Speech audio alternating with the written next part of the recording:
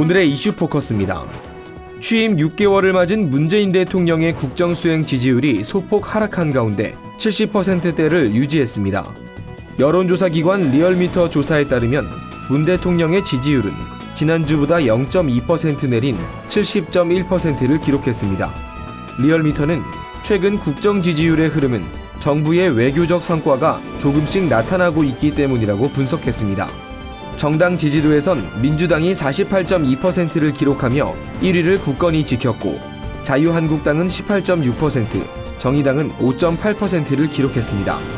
일부 의원들의 탈당으로 교섭단체 지위를 잃은 바른정당은 5.5%를 기록했고 중도 통합론 논란으로 갈등의 길을 걷고 있는 국민의당은 5.3%로 지지율 최하위를 기록했습니다.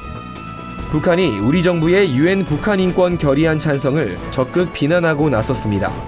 북한 대남선전 매체인 우리민족끼리는 논평에서 유엔 인권결의안 채택에 공동 제안국으로 참여하겠다는 것은 우리 공화국에 대한 용납할 수 없는 정치적 도발이라고 주장했습니다.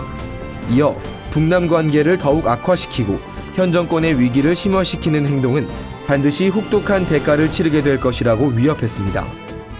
친딸 살해 혐의를 벗은 고 김광석의 부인 서혜순 씨가 자신에게 의혹을 제기했던 김광석의 형 김광복 씨와 이상호 고발뉴스 기자에게 손해배상을 청구했습니다.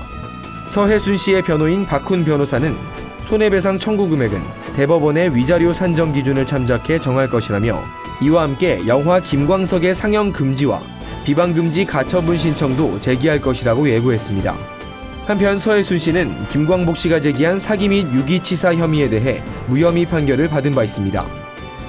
한림대학교 성심병원이 체육대회에서 간호사들에게 선정적인 춤을 추게 해 논란이 있는 가운데 대한간호사협회는 회원들의 인권 보호를 위해 인권센터를 설립하겠다는 계획을 전했습니다. 간호사협회는 내년에 가동할 인권센터를 통해 간호사 특유의 괴롭힘 문화를 비롯해 임신 순번제, 성희롱 문제 등 인권 침해 사례를 개선하고 재발 방지 대책을 마련할 것이라고 밝혔습니다. 박정희 전 대통령의 동상 기증식이 열린 서울 마포구 박정희 대통령 기념도서관에서 보수와 진보 단체가 충돌하는 사건이 발생했습니다. 13일 오전 10시에 시작된 행사에 앞서 다툼이 발생한 겁니다.